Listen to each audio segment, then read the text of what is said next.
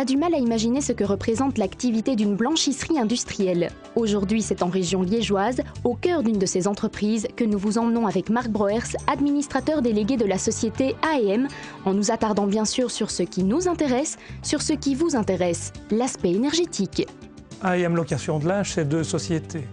Ardennes et Meuse Logistique pour le transport et Blanchisserie Basse-Meuse pour l'unité de production. Pour parler de quelques chiffres de production, on va parler d'une moyenne, cette année, je dis bien une moyenne de 125 tonnes de linge traité par semaine. Évidemment avec des pointes et des saisons. Donc vous avez une basse saison hivernale essentiellement et une haute saison qui est plutôt la période d'été jusque l'automne. En chiffres, on va parler de volume quantitatif, 40 000 draps de lit par semaine, plus de 30 000 housses de couettes, 120 000 articles éponges de salle de bain, le petit essuie-éponge, le drap de bain, le tapis de bain dans une salle de bain d'hôtel, 50 000 serviettes de table et jusqu'à 3 000 peignoirs par semaine traités chez nous. Nous avons investi ici en 2008-2009 10 millions d'euros pour la nouvelle usine et de nombreuses nouvelles machines et nouveaux concepts de traitement du linge. Depuis ces 5 dernières années, nous avons encore investi près de 3 millions d'euros, donc un total d'investissement de 13 millions d'euros, ce qui est très important pour une entreprise 100% privée, je tiens à le souligner. Pour arriver à des pourcentages, donc 3 grands pourcentages que j'établirai comme ceci, 60% d'évolution du volume de linge traité, 50% d'évolution du chiffre d'affaires et 40% de volume d'emplois supplémentaires, donc 20 emplois créés en 5 ans ici dans notre nouvelle usine. Pour une blanchisserie, l'eau est évidemment une énergie très importante, mais il faut l'utiliser de manière très rationnelle. Si je prends début des années 2000, nous consommions 15 litres d'eau pour laver 1 kg de linge. Aujourd'hui, il faut encore 3,5 litres d'eau pour laver 1 kg de linge, ce qui est une diminution très importante.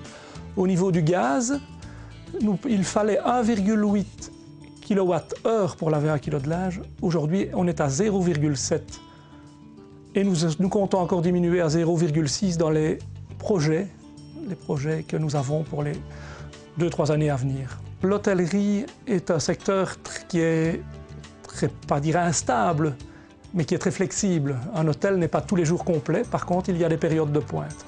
Donc pour nous, il faut trouver une énergie qui soit compatible avec notre activité.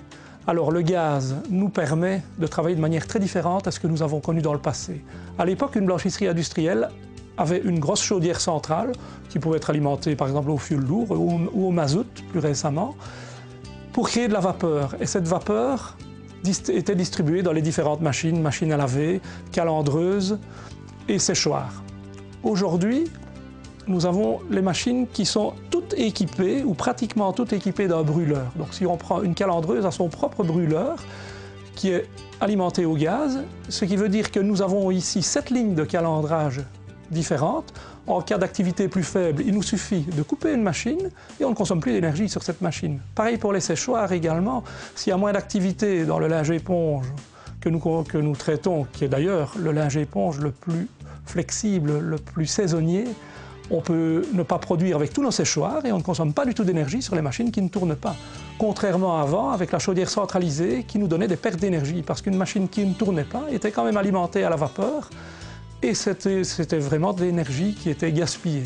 De plus, nous avons encore amélioré avec des systèmes de récupération d'énergie, récupération des gaz brûlés, qui nous permet de produire notre propre eau chaude ou de chauffer de l'eau, de gagner 10-12 degrés en alimentation vers nos trains de lavage, les machines à laver industrielles, et qui nous permet de limiter l'apport énergétique également. Donc c'est une récupération interne d'énergie. Avant de nous quitter, place aux bourses énergétiques belges et européennes avec nos partenaires Wingas et Energy Market Price. Le prix du gaz naturel pour livraison en 2015 a augmenté de 0,9% la semaine dernière, le marché du gaz n'ayant pas encore suivi la chute spectaculaire des prix du marché pétrolier.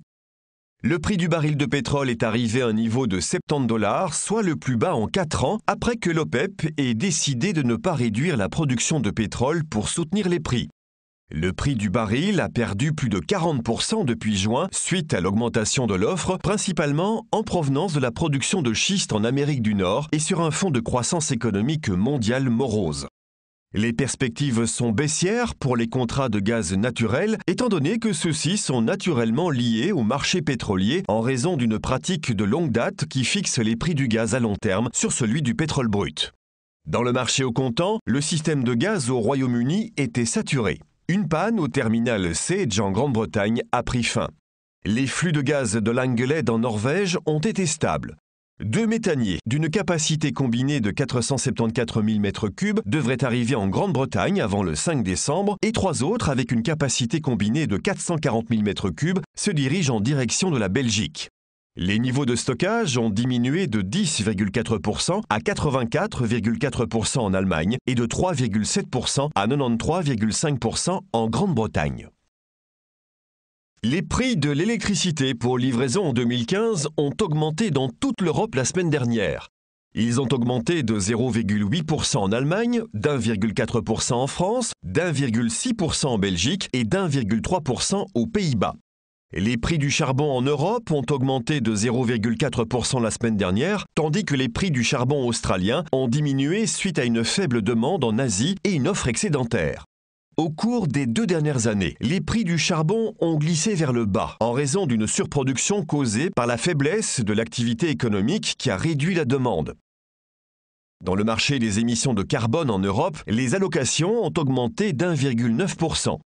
Les prix spot européens ont baissé la semaine dernière suite à une baisse de la demande d'électricité en Allemagne et en France. Avec la diminution de la demande et le renforcement des énergies renouvelables, tous les fondamentaux pointent dans une direction à la baisse. La production d'énergie éolienne, le plus grand facteur d'équilibrage, a été vue en hausse de 3,5 gigawatts en Allemagne et de 2 gigawatts en France. La disponibilité nucléaire française s'est améliorée ces derniers jours, s'élevant à plus de 90%.